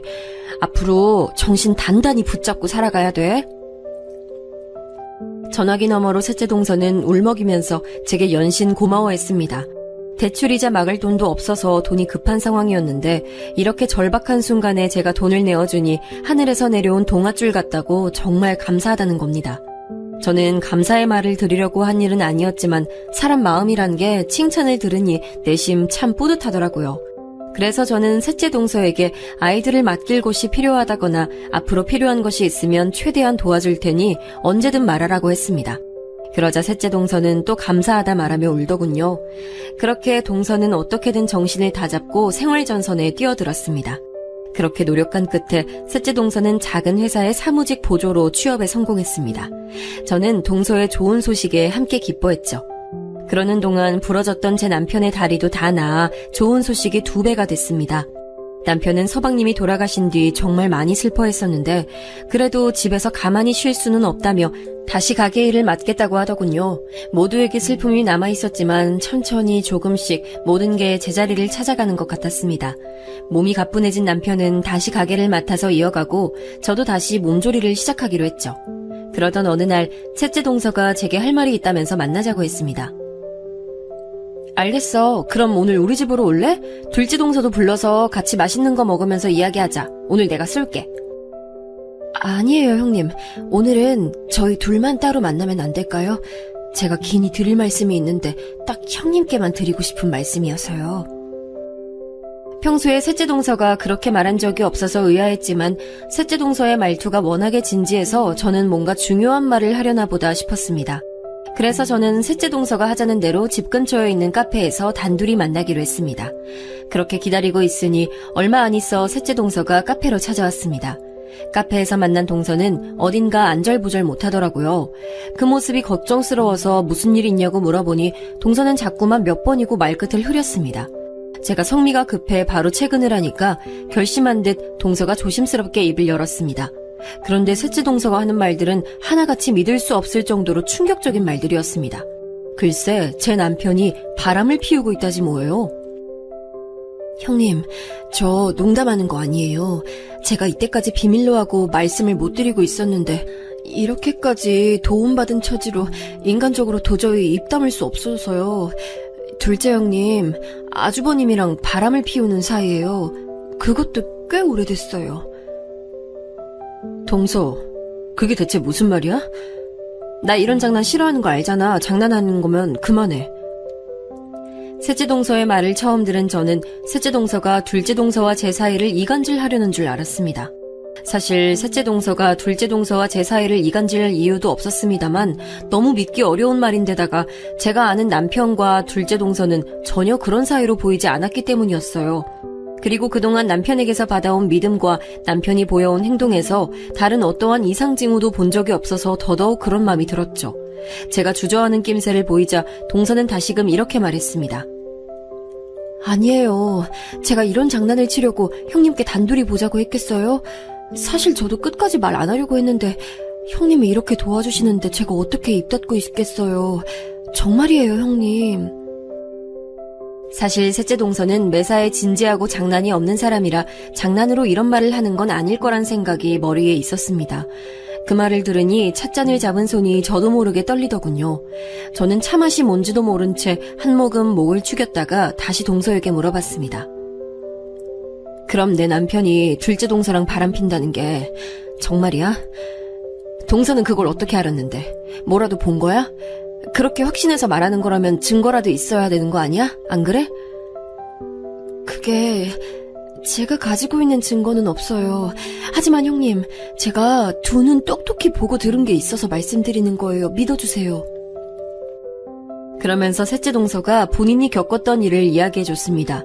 이전에 셋째 동서는 둘째 동서랑 둘째 동서네 집에서 단둘이 티타임을 가졌다고 했습니다. 같이 한참을 웃으며 대화를 하던 도중 둘째 동서가 잠시 핸드폰을 두고 화장실에 갔었다네요. 셋째 동서가 할 일 없이 둘째 동서를 기다리고 있는데 동서의 핸드폰이 너무 울려서 우연히 핸드폰 화면을 뒤집어 봤다고 합니다. 둘째 서방님이 전화를 건 거라면 대신 전화를 받을 생각으로요. 그런데 화면에는 문자가 떠 있었는데 저장된 번호와 이름이 제 남편의 이름이었다는 겁니다. 그냥 문자인가 보다 하고 다시 핸드폰을 내려놓으려고 했는데 쓱 본 문자 내용이 누가 봐도 연인끼리 하는 대화 내용이어서 자기가 순간 둘째 서방님의 이름을 잘못 본 줄 알았답니다. 너무 놀란 셋째 동서가 다시 자세히 봤지만 분명 제 남편의 이름이었다는 거죠. 그런데 너무 집중해 본 나머지 둘째 동서가 돌아온 줄도 몰랐답니다. 화장실에서 돌아온 둘째 동서는 셋째 동서의 손에서 휙 핸드폰을 낚아채 가더니 핸드폰 화면에 떠오른 문자를 확인하고는 셋째 동서를 아무 말 없이 바라보더라는 겁니다. 셋째 동서는 평소에 알던 둘째 동서의 얼굴이 아니라 사람 하나 죽일 것 같은 눈빛에 당황한 나머지 그대로 빤히 바라보기만 했다더군요. 그런데 아무 말 없던 둘째 동서가 머쓱하게 웃더라는 겁니다. 누가 봐도 상황을 무마시키려는 웃음이었지만 셋째 동서는 거기서 물어보지 않을 수가 없었다고 합니다. 형님, 방금 그 문자 뭐예요? 그거 큰 서방님이랑 주고받은 대화 맞죠? 동서, 그냥 못 본 척 해줘. 별일 아니니까. 내가 이렇게 부탁할게. 동서만 입 닫고 있으면 우리 모두 아무 문제 없을 거야. 셋째 동서가 기가 막혀 어쩔 줄 몰라 하자 둘째 동서는 머뭇거리다가 몇 번이고 비밀로 해줄 수 없냐고 말하더라는 겁니다. 둘의 그런 사이를 묵인해야 하나 말아야 하나 고민하던 동서는 그냥 입을 다물기로 결정했다고 합니다. 왜냐하면 그때 그 일이 제가 남편과 결혼하기 전에 있었던 일이었기 때문이라고 하더군요. 그때 일 이후 셋째 동서 앞에서 둘째 동서가 본성을 드러내는 일이 잦아졌다고 합니다. 제 남편과 시시덕거리며 전화통화를 하기도 했다더군요. 동서는 제 남편이 결혼하고 나면 정신을 차릴 줄 알았다고 했습니다. 그런데 아직도 둘이 그런 짓거리 하는 것을 알게 돼서 제게 말을 할까 말까 많이 고민했다고 하더라고요. 저는 그 말을 듣고 정신이 아득해졌습니다. 하지만 한편으로는 셋째 동서가 잘못 알고 있는 게 아닐까 생각했습니다. 왜냐하면 저와 결혼하기 전이었으니 남편과 둘째 동서가 이제는 그런 해로운 관계를 끊어내고 정말 평범한 가족처럼 지내고 있을지도 모른다는 희망이 있었기 때문이었죠. 더욱이 제 눈으로 본 것도 아니니까 동서의 말을 믿을 수가 없었습니다. 그래서 저는 고민하다가 부탁했습니다. 일단은 알겠어, 동서. 내가 더 자세히 알아볼 테니까 이 일은 다른 사람에겐 말하지 말아줘. 알았지? 내가 다 알아보고 난 다음에 어떻게 할지 결정할게. 네, 알았어요, 형님. 저는 형님께서 제게 너무 잘해주셔서 숨기면 인간의 도리가 아니라고 생각해서 말씀드린 거예요. 이런 심란한 이야기 들려드려 죄송해요. 저는 동서의 사과를 듣는 둥 마는 둥 하며 자리를 파했습니다. 그리고 곧장 집으로 돌아갔어요. 셋째 동서와 카페에서 헤어진 뒤 어떻게 집으로 돌아왔는지도 잘 기억이 나지 않아요. 그렇게 골목길을 터덜터덜 걷고 있는데 공교롭게도 둘째 동서가 남편이랑 같이 집으로 돌아오고 있는 걸 딱 보고 말았습니다. 저는 방금 나눈 대화가 기억이 나 당황하면서 둘에게 물어봤어요. 여보, 이 시간에 어쩐 일이야? 아직 일하는 시간 아니야? 아, 오늘 손님 없어서 일찍 닫고 들어오던 중이었는데 재수씨랑 요 앞에서 딱 만나서 같이 오던 중이었어. 이전이라면 고지고대로 믿었을 텐데 그날따라 그 말이 이상하게 들리더라고요. 한가한 철이 되긴 했지만 남편이 가게에 손님이 없다고 가게를 일찍 닫고 들어오는 일은 손에 꼽았습니다. 게다가 둘째 동서도 별 이유 없이 찾아오더라도 제게 꼭 연락을 먼저 하고 찾아왔었거든요. 그런데 저는 동서에게 받은 연락도 없었고 남편에게도 일찍 들어간다는 연락을 받은 적도 없었습니다. 저는 마음속에 떠오른 의심을 숨기려 애써 표정 관리를 하면서 남편과 동서와 같이 집으로 들어갔습니다. 여느 날처럼 3명이 모였으니 치킨에 맥주 한잔 하자는 남편의 제안에 원치 않았지만 술도 한 잔씩 했죠. 원래 저는 맥주 한 병 정도면 취하는데 그날은 마음이 곤두서 있어서 그런지 잘 취하지도 않았습니다. 그리고 그날따라 동서가 남편 보고 웃으면서 어깨를 가볍게 때리는 모습이나 자연스럽게 남편 옆에 자리 잡고 앉아있는 것, 그리고 닭고기 살을 발라내어주는 것까지 이전엔 잘 보이지 않았던 게 보이기 시작하는 거예요. 둘이서 한참을 그렇게 떠드는 걸 억지로 웃으면서 보고 있자니 속이 메스꺼리더군요. 그러다 맥주 3병쯤 나눠 마셨을 때 동서가 제게 말했습니다. 아, 형님, 오늘따라 술 기운이 왜 이렇게 빨리 올라오죠? 저 오늘도 여기서 자고 가도 되죠? 안 될 게 뭐 있어. 조금 있다가 이불 펴줄 테니까 거기서 자고 가. 평소에도 동서는 남편이랑 저랑 같이 술 한잔하면 여기서 자고 아침 식사까지 하고 가는 일이 빈번했습니다. 사실 둘째 서방님은 3교대 근무라 밤에 집에 없을 때가 많았어요. 그래서 둘째 동서가 무섭다고 할 때가 많아 제가 먼저 남편에게 여기서 재워서 보내자고 한 적도 있었긴 했죠. 그날은 동서에게 그냥 집에 가서 자라고 하고 싶었지만 셋째 동서에게 들은 이야기를 확인해보고 싶었습니다. 식사 후 뒷정리를 하는 동안 남편은 동서에게 이불을 펴주겠다고 했고 저는 피곤하다는 남편에게 먼저 자도 된다고 했습니다. 그렇게 남편도 침대에서 잠들고 동서도 잠이 들었지만 저는 잠을 이루지 못했죠. 확인할 게 있었기 때문입니다. 저는 몰래 자고 있던 둘째 동서의 핸드폰을 확인했는데 비번이 안 걸려 있어서 쉽게 확인할 수 있었습니다. 의심스러운 것은 하나도 없었고요. 가족 단톡방에서 이야기한 거 말고 남편과 사적으로 대화를 한 흔적도 없었고 전화 기록도 없었습니다. 남편의 핸드폰을 확인해도 마찬가지였습니다. 하지만 그 부분이 이상했습니다. 둘의 핸드폰은 인위적으로 지운 것처럼 서로에 관한 대화 흔적이 아무것도 없었거든요. 둘째 동서는 저랑 남편과 일주일에 한두 번은 꼭 만나고 만나기 전에 전화통화로 연락도 하는 것으로 알고 있는데 그 흔적도 없었으니까요. 저는 온몸에 피가 식는 것이 느껴졌습니다. 직감적으로 둘 사이에 뭔가 있다는 게 느껴졌죠. 저는 제대로 된 증거를 잡기로 마음먹었습니다. 제가 온종일 둘째 동서와 같이 있는 게 아니라서 동서를 파고드는 일은 어려웠기 때문에 매일 집에 돌아오는 남편에게 집중했죠. 남편에게 특별한 흔적이 있나 없나 확인도 하고 몰래 핸드폰을 확인하고 그랬습니다. 그러는 동안에도 저는 셋째 동서가 잘못 알고 있는 거면 좋겠다고 생각했죠. 사랑하는 사람을 계속 의심하는 것은 무척 괴로웠어요. 게다가 남편은 연인 시절에도 일체 의심스러운 행동을 한 적이 없었고 결혼 후에도 마찬가지였거든요. 그렇게 믿음직스러운 남편이 정말로 바람 피웠을 리 없다고 확인하고 싶었던 것 같습니다. 그래서 남편에게서 의심스러운 정황을 전혀 찾을 수 없을 때 저는 오히려 안도했습니다. 그래, 남편이 어떻게 자기 남동생 아내랑 바람을 피우겠어. 짐승이 아니고서야. 그러나 제 이런 믿음을 송두리째 무너뜨리는 일이 결국 발생했습니다. 어느 날 남편이 친구들과 술자리를 가지고 밤늦게 돌아왔어요. 술독에 빠졌다가 나온 듯이 엄청나게 취해서는 씻지도 않고 침대에 누워 자길래 옷이라도 갈아입히려고 벗기고 있었습니다. 그런데 바지가 양쪽으로 묵직해서 이게 뭔가 하고 꺼내봤더니 똑같이 생긴 핸드폰 2개가 나오는 거예요. 순간 이게 뭔가 싶어서 핸드폰을 양손에 들고 번갈아 보고 있었는데 갑자기 핸드폰 하나에 전화가 왔습니다. 핸드폰 화면에는 내 사랑이라고 떠 있었죠. 그때 저는 핸드폰 벨소리에 남편이 깰까봐 두 손에 핸드폰을 꽉 쥐고 거실 화장실로 뛰어나갔습니다. 핸드폰으로 오던 전화는 금방 끊어졌고 잠시 뒤 화면에 메시지가 떴습니다. 자기야, 잘 들어갔지? 오늘 너무 즐거웠어. 푹 자고 일어나면 연락해? 메시지를 본 순간 저는 이게 남편이 숨겨뒀던 핸드폰인 것을 본능적으로 알아차렸습니다. 남편에게는 제가 모르는 핸드폰이 한 개 더 있었던 거죠. 그동안 다른 흔적을 찾을 수 없었던 게 이유가 있었던 겁니다. 저는 떨리는 손으로 핸드폰을 살펴봤죠. 핸드폰에는 4자리 비밀번호가 걸려 있었어요. 거기서 저는 혹시 하는 마음으로 떠오른 번호를 눌러봤습니다. 놀랍게도 핸드폰의 잠금이 풀렸고 저는 그만 화장실 바닥에 주저앉아 울음을 터뜨렸습니다. 제가 누른 숫자가 뭐였는지 아세요? 바로 둘째 동서의 생일이었습니다. 남편과 저는 항상 핸드폰 비밀번호를 상대방의 생일로 해뒀어요. 그게 사랑하는 사람에 대한 애정 표시이며 예의라고 남편이 말했었는데 어떻게 이럴 수가 있을까요? 저는 화장실에서 한참을 숨죽이고 울다가 정신을 차렸습니다. 이때가 아니면 남편의 바람 증거를 더는 잡을 수 없을 것이라고 느꼈어요. 핸드폰을 확인해보니 둘이 나눈 대화 기록이 가득했습니다. 거기엔 둘째 동서의 이름을 부르며 사랑한다고 하는 남편의 말이 있었습니다. 저는 핸드폰을 부수고 싶은 마음을 꾹 참아가며 그걸 전부 제 핸드폰으로 사진을 찍어뒀습니다. 사진첩에는 둘이 놀러간 흔적이 가득했고 서로 뽀뽀하면서 찍은 사진까지 있었습니다. 제 핸드폰으로 사진들을 옮기며 살펴보는데 문득 사진 속에 익숙한 장소가 보였습니다. 그건 바로 우리 집 안방 침대였죠. 그걸 알아차린 순간 저는 숨을 쉴 수가 없었습니다. 사진이 찍힌 날짜를 확인해보니 딱 남편이 다리를 다쳐서 집에서 쉴 때더라고요. 둘째 동서가 자기가 남편을 챙겨주겠다고 했던 그때 말입니다.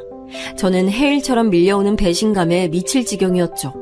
저는 떨리는 손으로 마지막까지 둘이 찍은 사진들을 제 핸드폰으로 전송해두고 화장실에서 나와 안방으로 갔습니다. 그리고 잠들어 있는 남편 뺨을 사정없이 때렸죠. 뺨을 연속으로 4대 정도 때리자 남편이 놀라서 잠에서 깨서 소리를 질렀습니다.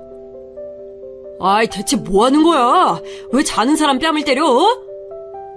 저는 남편의 말에 아무 대답도 하지 않고 남편에게 핸드폰 2개를 던졌습니다. 남편은 아직 잠에 취해 어리둥절해서 저와 핸드폰을 번갈아 봤습니다. 그리고 상황 파악한 듯 얼굴이 새하얗게 질리더군요.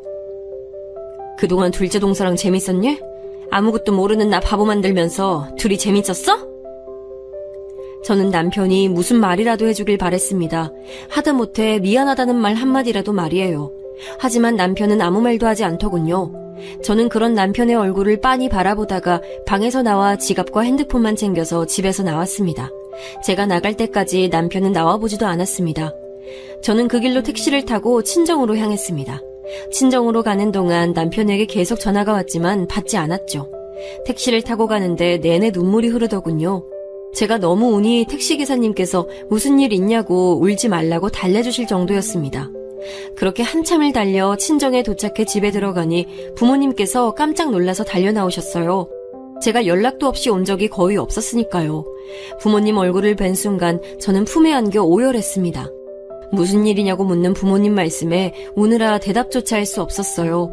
그렇게 저는 울다가 지쳐 잠들었고 다음날 일어나 보니 늦은 오후였습니다. 일어나서 핸드폰을 확인해 보니 남편에게 메시지가 와 있었습니다. 미안해, 딱 3글자였죠. 남편의 메시지를 보고 저는 정신 나간 여자처럼 한참 웃었어요. 어이가 없다는 심정이 딱 이거구나 느꼈습니다. 저는 남아있던 일말의 정까지 전부 사라지는 것을 느끼고 남편에게 이혼하자는 답장을 보냈죠. 그리고 부모님께 자초지종을 전부 말씀드렸습니다.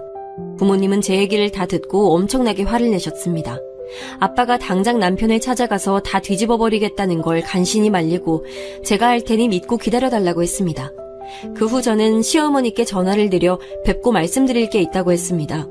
그런데 시어머니께서는 이미 다 알고 계신다는 듯이 말씀하시더라고요. 그래, 동석이한테 얘기 다 들었다. 네가 뭔가 오해를 한 것 같은데 그러면 말로 풀어야지. 그렇다고 남편 뺨 때리고 집 나가는 아내가 어딨니? 네 이야기 들어줄 테니 우선은 만나서 이야기하자꾸나. 저는 전화로 들려오는 시어머니 말씀에 너무 기가 찼습니다. 아니, 오해라니요. 남편이 어떻게 말했을지 뻔히 보이는 듯 했습니다. 그때 시어머니께서 본인 하실 말씀만 하고 전화를 끊으시는 바람에 말대꾸 한번 못했네요. 덕분에 저는 더 이를 갈고 단단히 준비를 마치고 시댁으로 향했습니다. 시댁에 가니 남편과 둘째 동서 다 같이 있었어요. 제가 집안에 들어서니 남편은 무표정하게 절 바라보고 둘째 동서는 어색하게 고개를 돌리더군요. 제가 시부모님 앞에 앉아 인사도 하기 전에 시어머니께서 먼저 말을 꺼내셨습니다. 너 동석이가 사업 때문에 핸드폰 2개 만들어 놓은 걸 가지고 바람 피운다고 오해한 거라면서? 아내가 남편에 대한 믿음이 있어야지. 그렇게 작은 거 하나 가지고 화내고 남편 때리고 집 나가는 거 아니야. 지금이라도 동석이한테 사과하고 둘이 오해 풀고 다시 잘 지내라. 어머니, 이 사람이 제가 오해한 거라고 그래요? 그럼 결혼한 남자가 다른 여자랑 밤새도록 이야기하고 전화하고 껴안고 남의 집 안방에서 사진까지 찍었는데 그게 바람이 아니라 그냥 오해예요? 시어머니 말씀을 듣자마자 열불이 터지더군요. 저는 바로 준비해간 증거자료와 사진들을 전부 앞에 펼쳐놓았습니다. 이거 보세요. 이게 남편 다른 핸드폰에 있던 대화 기록이에요. 여기 이 이름, 이거 둘째 동서 이름 맞죠? 이거뿐만이 아니에요. 둘이 이러고 찍은 사진도 있어요. 어머님이 보시기에 이게 일반적인 가족 사이 같아 보이세요? 저는 둘이 껴안고 이불을 덮은 채 찍은 사진과 종이로 뽑아간 대화 기록을 내밀었습니다. 제가 내미는 사진을 보고 시부모님도 많이 놀라신 것 같더군요. 이게 정말이냐는 듯 시어머니께서 둘째 동서를 돌아보니 갑자기 둘째 동서가 울음을 터뜨리는 거 아니겠어요? 그리고는 둘째 동서가 갑자기 절 쳐다보더니 한마디 하는 겁니다. 형님, 정말 너무하세요. 이거 다 오해예요. 제가 미쳤다고 아주버님이랑 바람을 피우겠어요? 제가 저희 남편 얼마나 사랑하는데요. 이거 다 형님이 일부러 만드신 거죠? 이렇게 조작하실 정도로 제가 그렇게 싫으셨어요? 뭐? 조작이라고? 그럼 내가 가지고 있는 음성 파일 틀어보면 알겠네. 저는 둘째 동서의 말에 핸드폰을 꺼냈습니다. 다들 아시겠지만 요즘은 핸드폰 통화 내용이 자동으로 녹음되잖아요. 이전에 살펴봤던 남편 핸드폰 안에는 전화통화 중 자동으로 녹음되는 파일들이 그대로 남아있더군요. 그때 저는 혹시나 해서 그중 한두 개를 제 핸드폰에 보내뒀는데 이렇게 쓰게 될 줄은 정말 몰랐어요. 저는 모두의 앞에서 음성 파일을 틀었습니다. 그러자 바로 전화를 받는 남편의 목소리가 나왔어요. 다음은 둘째 동서의 목소리가 나왔죠. 둘이 아주 깨가 쏟아질 정도로 다정하게 통화하더군요. 그 내용을 듣자 둘째 동서의 얼굴은 새파랗게 질렸어요. 시부모님도 충격받으셨는지 아무 말도 못하시더군요. 설마 본인 목소리도 못 알아듣는 건 아니지? 왜? 이것도 내가 조작했다고 말해보지 그래? 제가 둘째 동서에게 쏘아붙이자 남편이 갑자기 제게 막 소리를 질러대더군요. 남의 핸드폰에서 마음대로 정보 빼내서 지금 이게 뭐하는 짓이야? 당신 이거 명예훼손이야. 이렇게 사람 창피 주는 거 다 고속감이라고. 하, 창피? 명예? 아, 정말 웃긴다. 당신이 창피라는 걸 알아? 훼손될 명예라는 게 있긴 해? 지금 밖에 나가서 지나가는 사람 아무나 잡고 물어봐. 이런 상황에서 내가 한 짓이 더 큰 잘못인지 당신이 핀 바람이 더 큰 잘못인지? 분위기는 삽시간에 난장판이 됐습니다. 남편은 절 고소할 거라고 소리를 질렀고 둘째 동서는 자꾸 제 말이 거짓말이라며 울더군요. 시아버님은 동네 창피하게 이게 무슨 일이냐며 자리를 뜨셨고 시어머님은 충격 때문이신지 뒤로 넘어가려고 하셨고요. 제가 오늘 여기 온 건 진짜 오해를 풀고 이혼하겠다고 제대로 말씀드리기 위해서였어요. 당연히 이혼 소송 할 거고요. 동서한테도 상간녀 소송에서 위자료 청구할 거니까 그렇게 알고 계세요. 마지막 할 말까지 다 하고 시댁에서 나오는데 둘째 동서가 맨발로 달려나와 제 다리를 잡더군요. 형님, 제가 잘못했어요. 정말 제가 너무 잘못했고 다시는 이런 일 없게 잘할게요. 그러니까 제발 소송만은 말아주시면 안 될까요? 저 이 일 남편이 알면 이혼당해요. 저 이혼당하면 갈 곳도 없어요. 제발 소송만은 참아주세요. 네?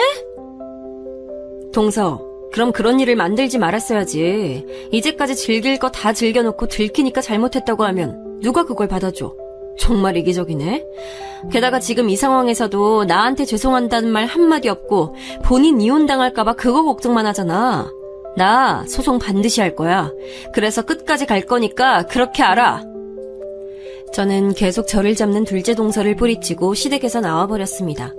동서가 바닥에 주저앉자 남편이 와서 동서를 부축해주는데 정말 속이 뒤집히더군요. 그 다음날 저는 모든 증거 자료를 취합해서 둘째 서방님의 직장으로 보냈습니다.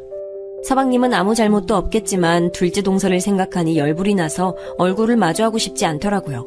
그리고 저는 친정에서 머물면서 부모님과 같이 바로 변호사를 만나 남편에 대한 이혼 및 위자료 소송과 둘째 동서에 대한 상간녀 위자료 소송을 동시에 준비했습니다.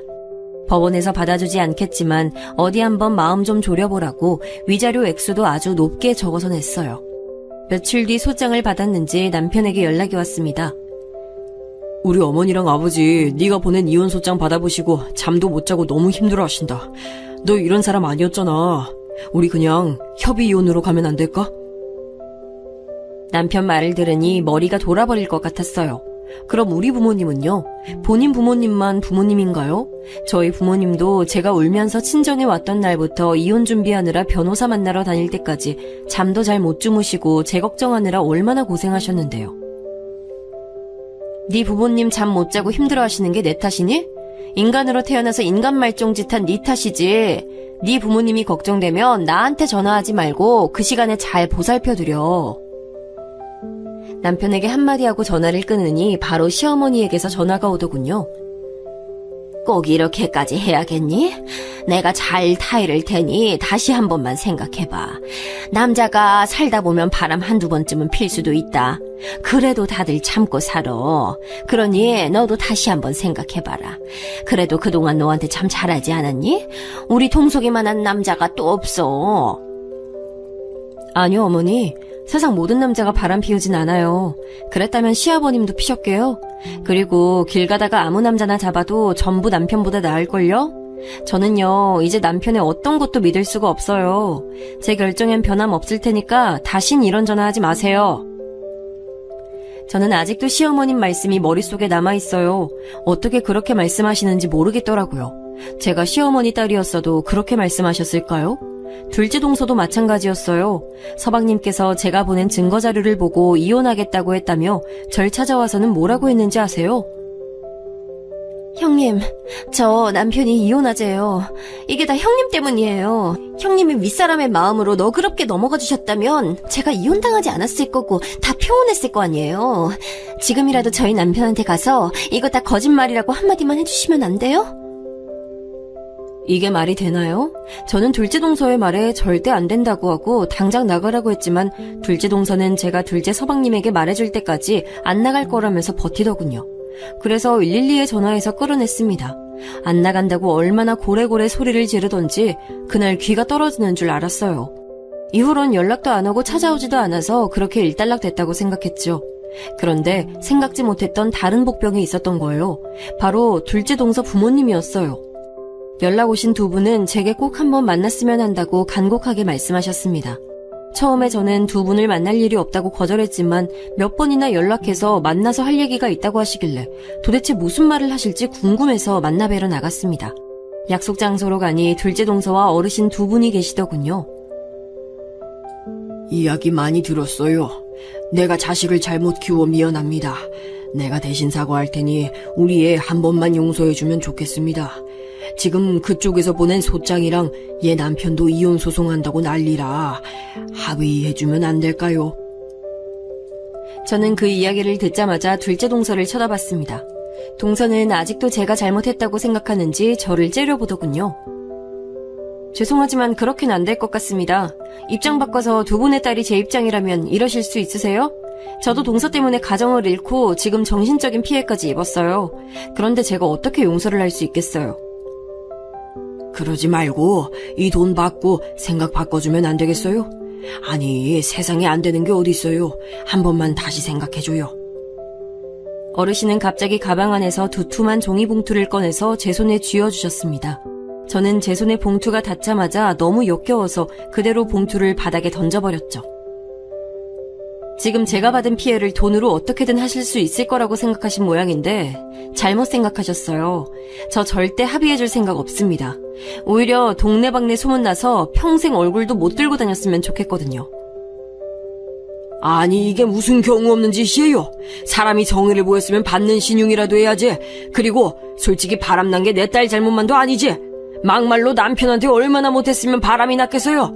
이런 성질머리 보니 딱 보이네 보여. 그래서 그쪽 따님은 얼마나 못났으면 제대로 된 남자를 못 만나고 남의 남자랑 몰래 바람이나 피우고 살았대요? 그런 걸 뭐라고 하는 줄 아세요? 첩살이라고 해요. 되게 잘난 따님은 겨우 내 남편 첩이었던 거라고요. 첩? 야, 너 말 다 했어? 그동안 꿀먹은 벙어리처럼 앉아있던 둘째 동서가 제 말에 약이 올랐는지 소리를 빽 지르더군요. 저는 그러거나 말거나 할 말 다 했으니 간다고 말하고는 휙 나와버렸네요. 그렇게 나와 친정으로 돌아가는데 내내 두 어르신이 생각났어요. 딸을 위하는 마음으로 절 만나러 나오셨을 텐데 아마 원하시는 대로 되진 않으셨겠죠. 그런데 그게 정말로 딸을 위한 거였을까요? 아무리 자식을 사랑해도 잘못된 길로 가면 바로 잡아주는 게 맞다고 보는데 말이죠. 그런 일들이 있고 난 후에도 남편과 시댁 그리고 둘째 동서는 계속 제게 연락을 해왔습니다. 법원에서 만날 날이 다가오니 불안해서였을까요? 하지만 저는 전혀 받지 않았고 변호사를 통해서 무조건 법대로 할 거라고 제 의사를 전달했습니다. 그리고 모든 것이 법대로 처리가 완료된 날 오랜만에 답답한 마음이 뻥 뚫리는 기분을 느낄 수 있었어요. 이제 모든 게 끝났다는 생각에 마음이 편안하면서도 한편으론 쓸쓸했습니다.